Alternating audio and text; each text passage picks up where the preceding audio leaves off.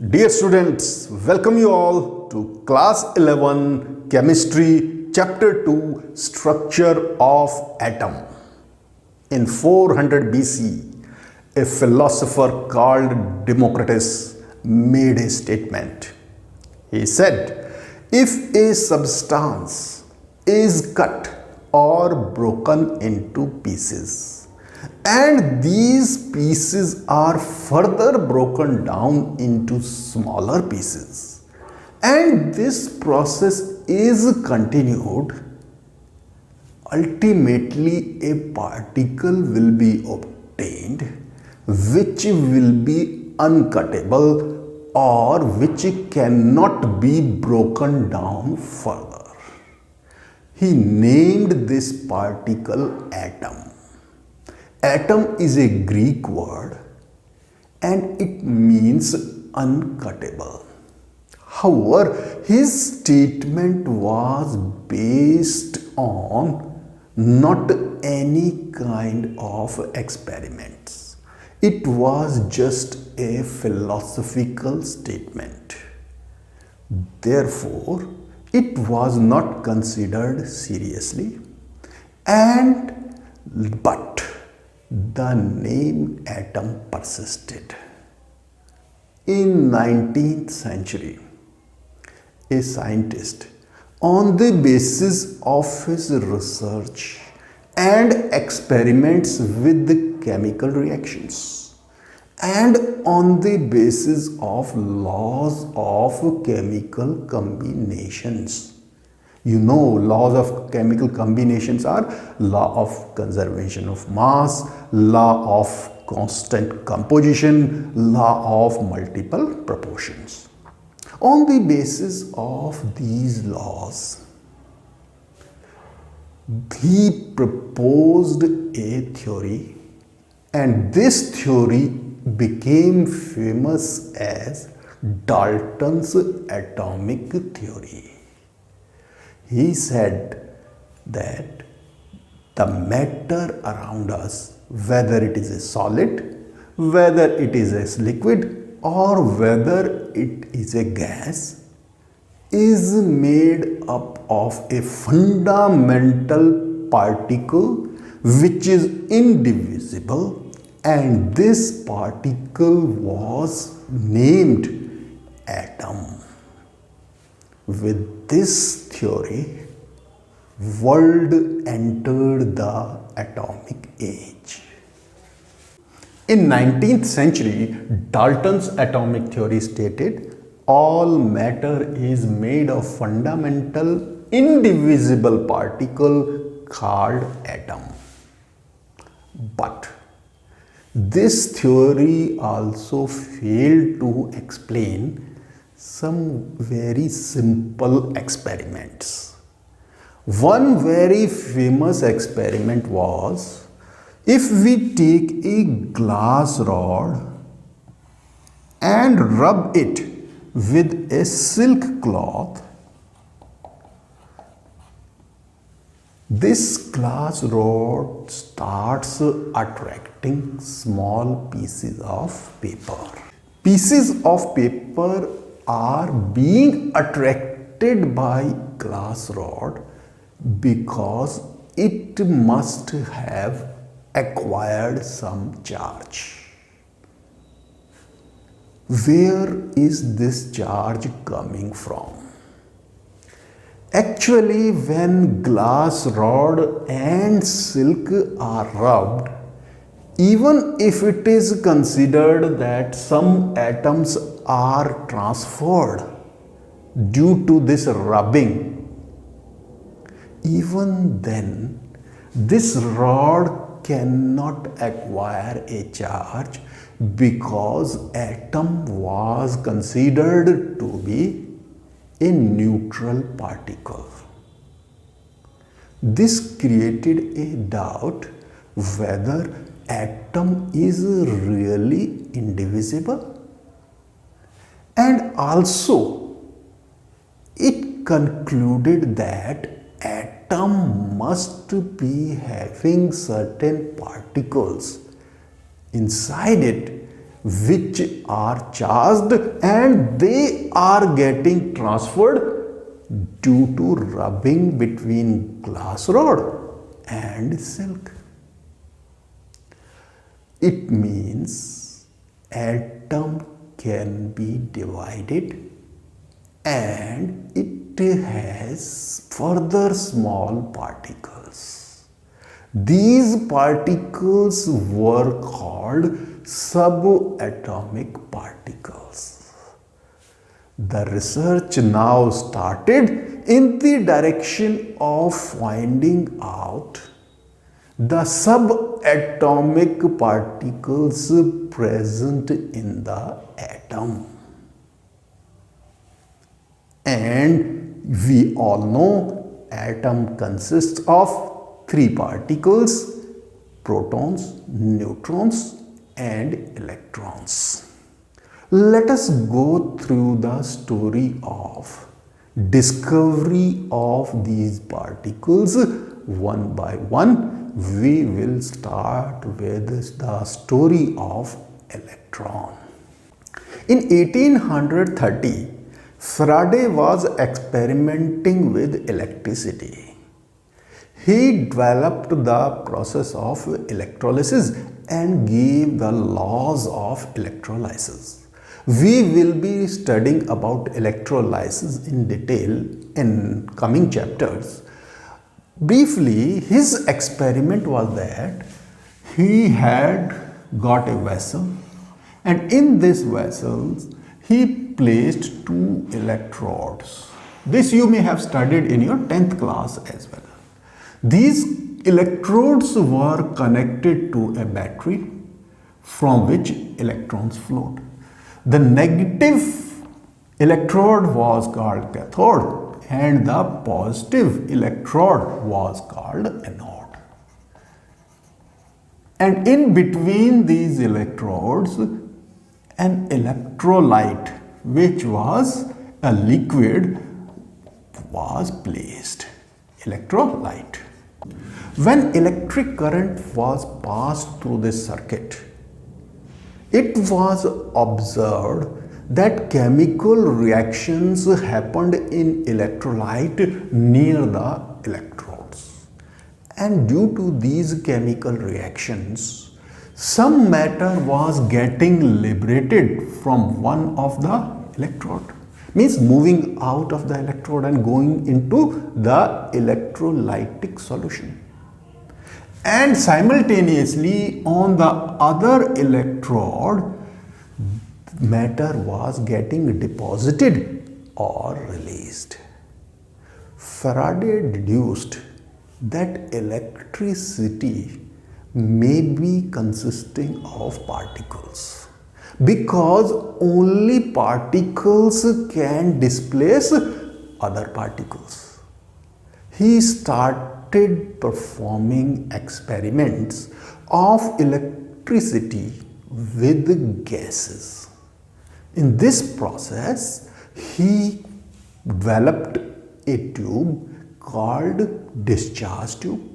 It was consisted of a glass tube, and on the two ends of this glass tube, two electrodes were fitted and which were connected to a high voltage battery. One was positive, one was negative, means anode, and the other was cathode. Faraday kept a gas inside the discharge tube and removed the extra gas by suction and then closed the discharge tube such that the gas available in the tube was at low pressure. So here were the particles of gas inside the tube. When Faraday applied a high voltage current on his discharge tube, he found that the gas particles or atoms present between the electrodes started glowing. And this glow started from cathode and ended at anode. The explanation given by Faraday for this was that cathode is emitting certain particles, and these particles are striking or colliding with the gas atoms. By these collisions, these atoms are getting ionized, means they are converting into ions, and also they are getting excited, means they are acquiring higher energy. And when they come to their original state, they lose energy, and this energy appears in the form of light energy, and hence the gas is glowing. Now, what do you think how Faraday could have realized that these gas particles are getting converted into ions? Actually, in case of electricity, current flows only when the circuit is complete. If you see here, these wires are connected to electrodes, and in between these wires there are only gas atoms. So how the current is flowing? Current can flow through ions. It means there must be ions present in the gas. That's why this voltage is working. So where are these ions coming from? Because gas atoms, he knew, were neutral. It means there must be some particles coming out of cathode, because the glow is starting from cathode. They are getting responsible for converting atoms into ions, and this ion helps the current to flow between the electrode, and the circuit is getting completed. I think that is the complete explanation of this discharge tube experiment. To confirm that really cathode is emitting certain particles, Faraday made certain changes to his discharge tube. What he did was that he created holes in the anode. Holes. And applied a fluorescent material. Fluorescent, you understand, means which shines, any material which shines, and generally it is zinc sulfide. He placed a layer of zinc sulfide on the opposite side of his tube behind anode. Now when again he performed his experiment, he found that there were sparks on the fluorescent material, and these sparks were due to the particles which are passing through the anode and striking this fluorescent material. This way he confirmed that cathode is really emitting certain particles, and these particles he called electrons. Faraday made holes in the anode and coated tube behind anode with fluorescent material, that is zinc sulfide. Particles passed through holes on anode, and on striking zinc sulfide, sparks were seen, confirming emission of these particles by cathode. Particles were called electrons, and this stream of particle moving was called cathode rays, and this tube was later known as cathode ray discharge tube. The properties of cathode rays were further studied, and many interesting things came out. The properties of cathode rays were: cathode rays start from cathode and move towards anode. Rays are invisible but cause fluorescent material to glow.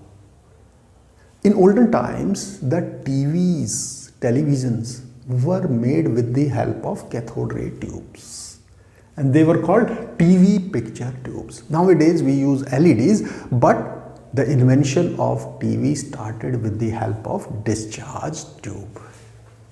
In absence of electric magnetic field, they travel in straight line, but when electric and magnetic field is applied, they behaved as negatively charged particles, and these particles were named electrons. Characteristics of rays did not depend on nature of gas or the nature of electrodes. Now this is very important point. Means whatever gas were used or whatever type of electrodes were used, these particles had similar characteristics.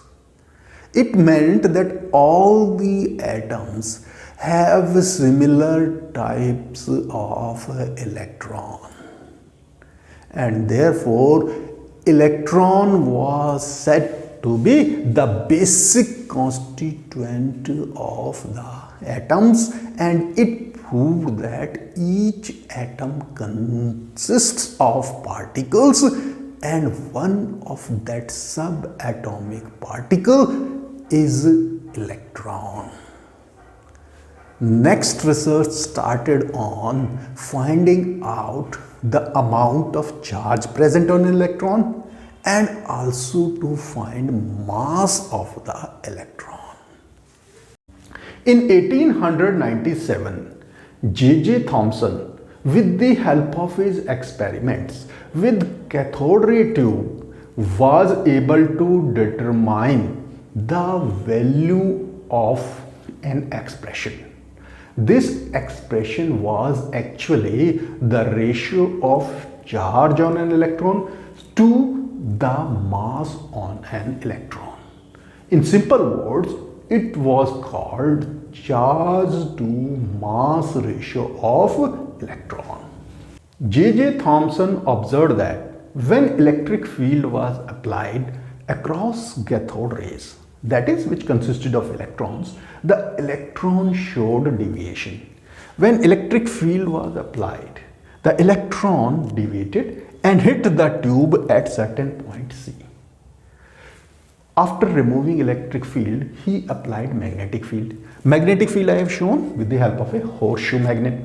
Now when this magnetic field was applied, electron still showed deviation, but it hit the tube at some other point, say here A. Thomson adjusted the strengths of electric fields and magnetic field, and with the help of his adjustments, he was able to make electron follow its original path and such that it hit tube at B. With the help of this experiment, he deduced an expression, and the expression was that amount of deviation of electron was directly proportional to magnitude of charge present on the electron. It was also directly proportional to strength of electric or magnetic field and inversely proportional to the mass of the electron. Strength of electric or magnetic field was kept constant for a given experiment. So mathematically the relation came out was amount of deviation of electron equal to charge E of electron upon mass m of the electron. On the basis of various measurements, which we will not discuss here, J.J. Thomson was able to calculate the value of amount of deviation of electron for a given electric field or magnetic field, and that was 1.75882 into 10 to the power 11 coulombs per kg. So this was the famous charge to mass ratio of electron. By using this expression, Millikan was able to find out charge on the electron as well as mass of the electron. He performed an experiment which is famously known as oil drop experiment. The apparatus used by Millikan in his experiment consisted of a glass vessel in which two metallic plates were fitted, one above the other. These two metallic plates were placed in horizontal directions. They had space between them, and the plate on the top had a small hole in it. These plates were connected to a voltage source such that electric field may be created between these plates. On the space above the upper plate, the oil was sprayed in the form of droplets or mist using an atomizer by Millikan. Just like you may have seen in perfumes, when you press a perfume, the mist kind of thing, small droplets of perfume come out. Similarly, small droplets of oil came out of this instrument and gathered in the space above this plate. Now, as I told you, the plate had a small hole. So, few oil droplets passed through this hole and started falling. These oil droplets were falling due to the force of gravity. At this time, no voltage or potential difference was applied across the plates. First Millikan did was to calculate the mass of the oil droplets. The mass of the oil droplets was actually apparent weight of the oil drop. Now, what is apparent weight? Whenever a substance is allowed to fall in a fluid, it experiences an upward force, upthrust, that is called upthrust, due to which the true weight of the body gets reduced. It is a famous law of buoyancy. In this case, oil drop was getting an upthrust from the air. So, apparent weight of the oil drop was calculated. The apparent weight of oil was true weight of oil drop minus upthrust. The value of upthrust was equal to the weight of air displaced by the oil drop. So, upthrust equal to weight of air displaced by oil drop. This is the concept of buoyancy. So, the formula for true weight was volume of oil drop, density of oil into acceleration due to gravity. And the upthrust formula was V, volume of the air displaced, that will be equal to the volume of oil drop itself, into density of air and into acceleration due to gravity. Taking V and G common, we have rho minus rho, density of oil minus density of air. Now, oil drop which is formed is always spherical in shape. What is it? Spherical in shape. Therefore, volume of oil drop is taken as 4 by 3 pi r cube G, density of oil minus density of air. By finding the value of R of a given oil drop, R means radius of the oil drop, the mass of that oil drop was calculated by Millikan. The radius of the oil drop was calculated using the formula given in Stokes law. Stokes law. About this law you will read in detail in topic viscosity.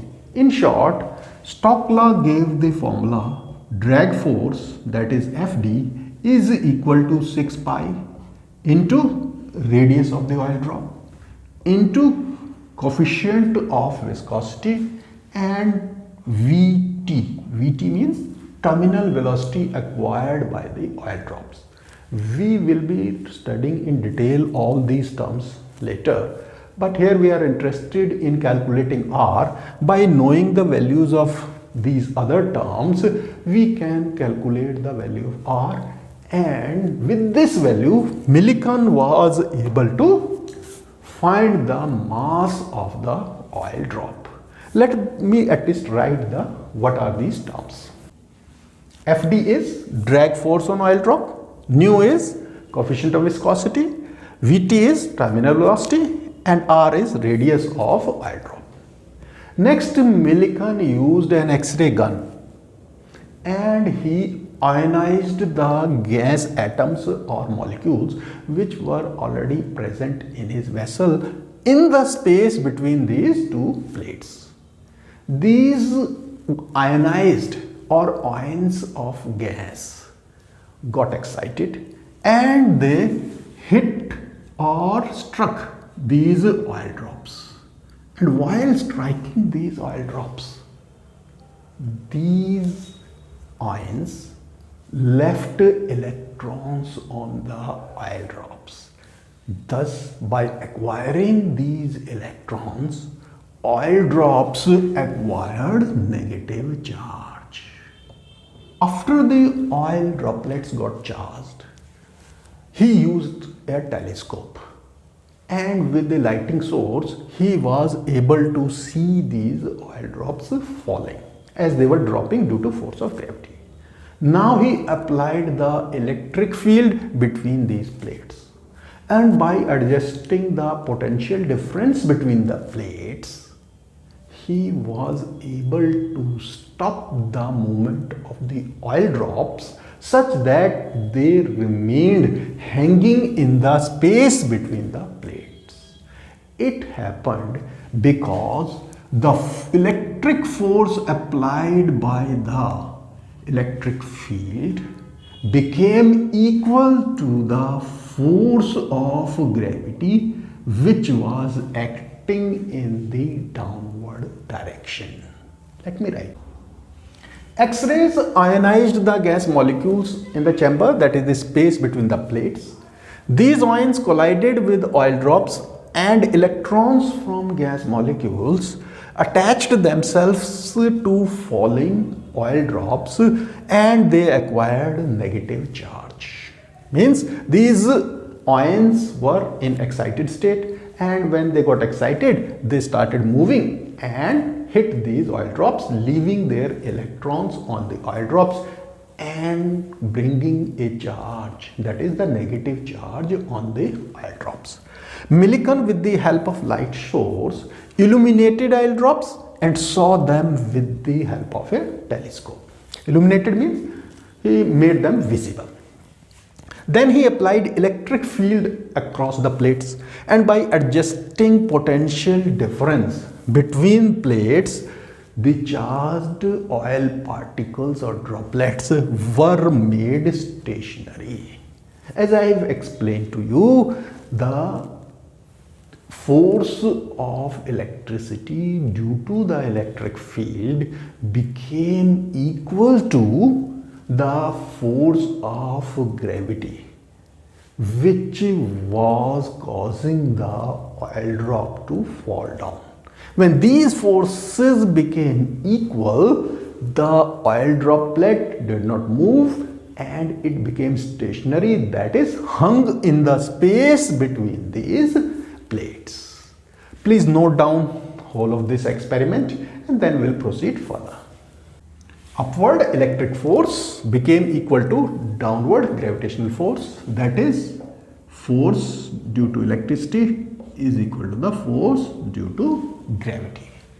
Now the formula for force due to electricity is charge into strength of the electric field, that is E, and force of gravity, you all know, mass of the oil droplet into acceleration due to gravity. E here is electric field strength.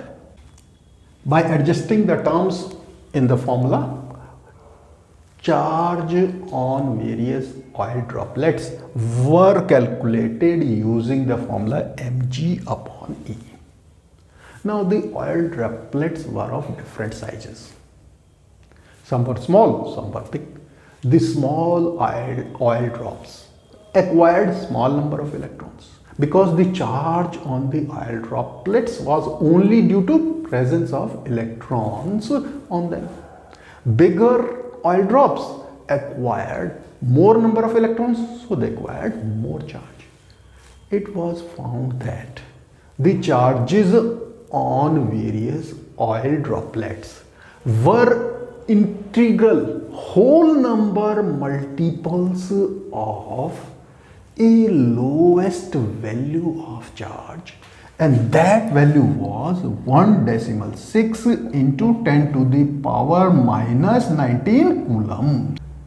Charges on various oil droplets were whole number multiples of this value. That is, charge on the oil drop Q can be written as n times this lowest value, which may be denoted by E. And n is a whole number, which may be 1, 2, 3.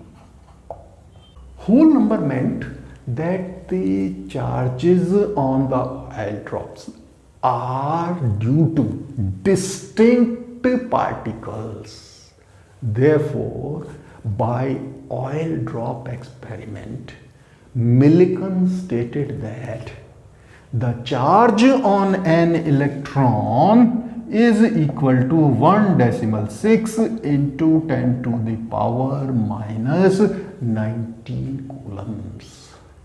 Later on, this result was further refined, and as we today know, is that the charge on an electron is 1.602 into 10 to the power minus 19 coulombs. By using the charge present on the electron, we can calculate the mass of electron by using the charge to mass ratio as calculated by J.J. Thomson. Charge to mass ratio is 1.7588 into 10 to the power minus 11 coulombs per kg. The charge on electron has been calculated as 1.60217 to be more precise into 10 to the power minus 19 coulombs. By using the value of the charge on an electron and putting in the formula of charge to mass ratio, mass of electron can be calculated, and it comes out to be mass of electron was calculated to be equal to 9.1094 into 10 to the power minus 31 kg. Here we complete the discovery of electron. Now we will be studying about the discovery of proton. The discovery of electron made Faraday's discharge ray tube very famous. Scientists started performing different experiments with this tube. Goldstein was a scientist. He thought that if cathode rays are being produced by cathode, this may be possible that anode may also be producing some rays. So what he did was that he applied a high voltage current across anode and cathode and made small holes in cathode. When he performed his experiment, he found that faint luminous rays were coming out of cathode and moving away from anode. And these rays he called channel rays or canal rays because they passed through the holes of the cathode. These rays were also called anode rays. When these rays were further studied, it was observed that they differed from cathode rays in two different important aspects. One aspect was that the particles which were forming the cathode rays, that is the electrons, their masses did not depend on the nature of gas present in the discharge tube, which meant that the cathode rays were being produced by cathode. In case of anode rays, the masses of the particles which formed these rays differed from gas to gas. Means for one gas, mass of the particles was found different. If some other gas was used in the discharge tube for performing the experiment, it meant that these rays are actually not being produced by anode, but depended on the gas present in the discharge tube. Second important aspect was that the cathode rays consisted of negatively charged particles, while these rays consisted of particles having positive charge. Let me write it. Luminous rays moved out of holes of cathode when high voltage current was applied across cathode and anode. Mass of particles of anode rays depended on nature of gas in the tube.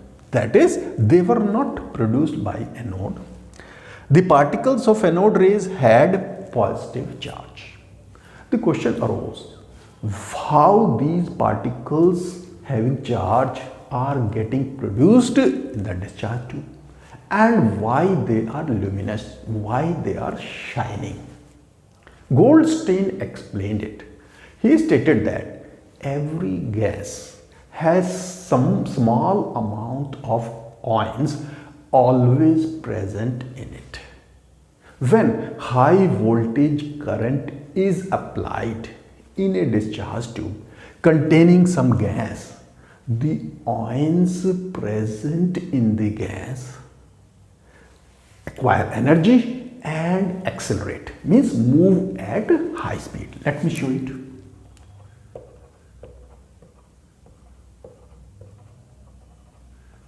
These ions, when strike the atoms present in the gas, they knock off their electrons.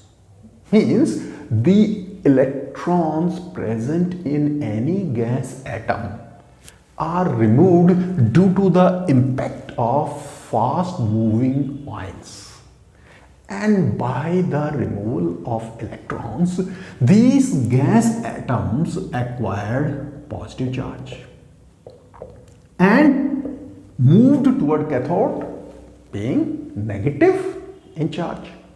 When they passed through these holes, they lost their energy after some time because they got excited when there was collision with the other gas molecules due to the high voltage. And when they lost their energy, that energy appeared in the form of light. And this way it was proved that the anode rays are being produced by the gas atoms present in the discharge tube and not by the anode. These anode rays had other features, and these features were: on applying high voltage, small number of ions naturally present in the gas are accelerated and collide with the other gas atoms. Atoms lose electrons and form positive ions due to these collisions. These ions pass through holes of the cathode in excited state and release energy in form of light, which form the anode rays. The features of the anode rays were: they consisted of positively charged particles and deflected by electric field. The charge to mass ratio of the particles of the rays depended on nature of the gas in the tube. And one other very important feature that was found was that in some cases the particles of anode rays had a charge that was multiple of the fundamental unit of charge. That is, some positively charged particles of gas carried a multiple of fundamental unit of charge, that is n times into 1.602 into 10 to the power minus 19 coulombs. Rutherford performed the experiment with the help of hydrogen gas. Hydrogen was the lightest element. Rutherford stated that if the electron of hydrogen atom is knocked off, only one particle is left in the ion, and that particle constituted the nucleus. And it was also found that the charge on the hydrogen ion was equal to this fundamental charge. Rutherford named this particle as proton, and the discovery of proton was completed. Hydrogen being lightest element, and on removal of electron, only one particle is left in its nucleus, having charge 1.6 into 10 to the power 19 coulombs, and was named proton. Next is the discovery of neutron. In 1895, a scientist Rontgen was experimenting with a gas ray discharge tube. He covered the gas ray discharge tube with a cardboard, a black cardboard. He was studying the cathode rays. A fluorescent screen was lying near his apparatus in his lab. During the experiment, Rontgen noticed that glows were appearing on his fluorescent screen. He thought that some rays are coming out of this discharge tube who have great penetrating power. These rays can pass through the cardboard and travel long distances such as to reach up to this screen. He knew cathode rays do not have such power. They cannot travel long distances or pass through the cardboard.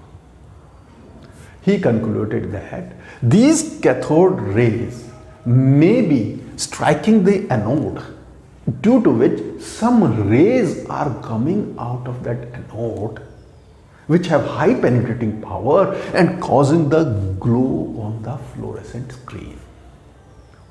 He did one more interesting thing with these strange rays. He placed the hand of his wife in front of these rays. Suppose the rays were coming like this, and he placed the hand of his wife in front of these rays. And a photographic plate or screen was placed behind the hand. When these rays passed through the hand, he observed the skeleton of the hand on the photographic screen. It meant these rays are being able to pass through or penetrate the human tissue, but are getting absorbed by the bones, which is a hard material, and the picture of bones is appearing on the photographic plate. His experiment and his results became immediately very popular, especially in the medical field, and these rays were called X-rays. For discovery of X-rays, Rontgen was awarded first Nobel Prize in Physics in 1901. Now, where were these X-rays coming from in the gas ray discharge tube, and how they were getting produced? Let us understand it. Rontgen placed a black cardboard around the discharge tube. He observed glow on fluorescent screen placed near the tube. He assumed invisible rays with high penetrating power are getting emitted, which can pass through glass and the cardboard and can travel longer distances. These rays can pass through human tissue and are absorbed by denser material like bones. They were called X-rays. And he got Nobel Prize in Physics in 1901 for his discovery of X-rays. How X-rays were getting produced in the gas discharge tube? The reason was that this cathode was producing the cathode rays. Cathode rays were nothing but electrons. These electrons hit the anode. Anode was made of dense material like tungsten. Now the atoms of the anode or tungsten, they had electrons around it. When the electrons of high energy were coming and colliding with these atoms were absorbing the energy from these electrons. And when the energy was absorbed by electrons of this atom, these electrons jumped into a higher energy level or shell. When these electrons which have jumped to a higher level, they returned or jumped back to their original level after some time, they released energy in the form of photons. And these photons appeared in the form of X-rays. And that's how the X-rays were getting generated in the gas ray discharge tube. Let me write it. Electrons hit anode and absorbed by the atoms of the anode. The electrons of atoms present in the anode jump to higher energy level after absorbing the energy which they were getting from the electrons produced by the cathode rays. When electron jumped down, when they came back to their normal state, they released energy in the form of photons which further generated the X-rays. The properties of X-rays were further studied and it was found that they were not deflected by electric or magnetic fields, that is, they were neutral rays. They have high penetrating power. They have very short wavelengths, approximately equal to 0.1 nanometer, and they possessed electromagnetic character. Scientists found out that some naturally occurring materials were also producing rays. First, they thought that these materials may be absorbing energy from the sun.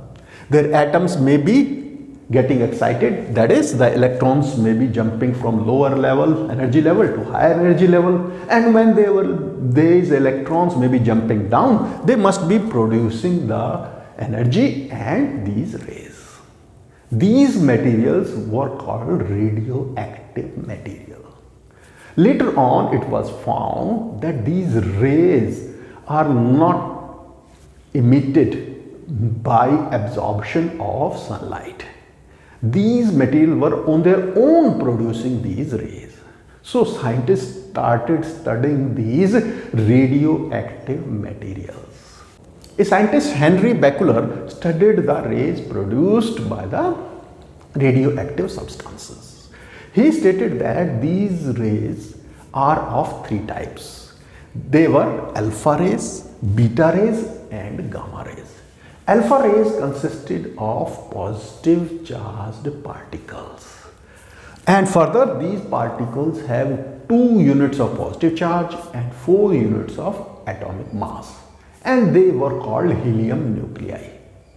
Why helium nuclei? Because when these alpha particles combined with 2 electrons, they produced helium gas. So it was assumed they are consisting of helium nuclei.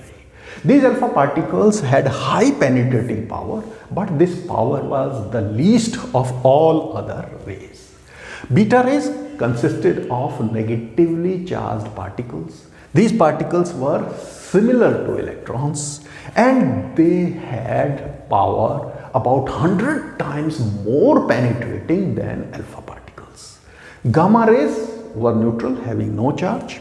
and they did not consist of any kind of particles, and their penetrating power was the maximum, being about 100,000 times the penetrating power of alpha rays.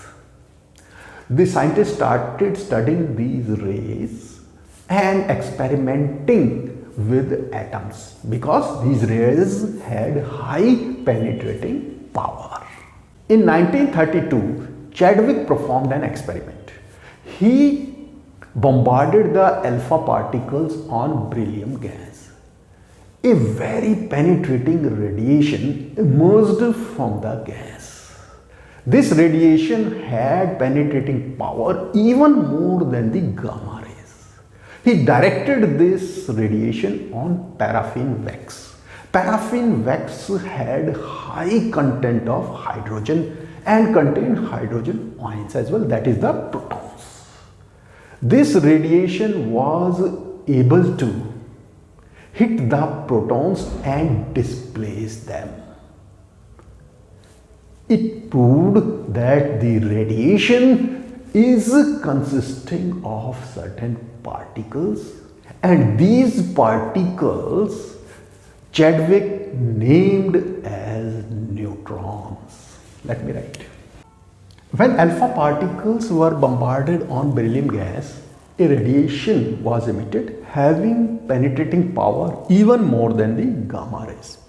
These radiations were further directed on paraffin wax. Paraffin wax had a lot of hydrogen atoms and hydrogen ions. Hydrogen ions were protons. These radiations were able to scatter some of the protons. It meant that one particle can only displace another particle. Therefore, it was concluded that these radiations consist of particles, and these particles were called neutrons. It can be written in a reaction form also. Helium, that is the alpha particles, hit beryllium and they produce carbon, and one neutron is getting ejected. By studying the recoiling of protons which were scattered by the neutrons, it was observed that the mass of neutrons was slightly more than the mass of proton. Thus, all the three particles present in the atom were discovered, and they had unique properties. Here I have noted down the properties of subatomic particles, their charge, their mass in kgs, and their mass in atomic mass units. You should note it down. After the completion of discovery of subatomic particles, scientists started looking for atomic model.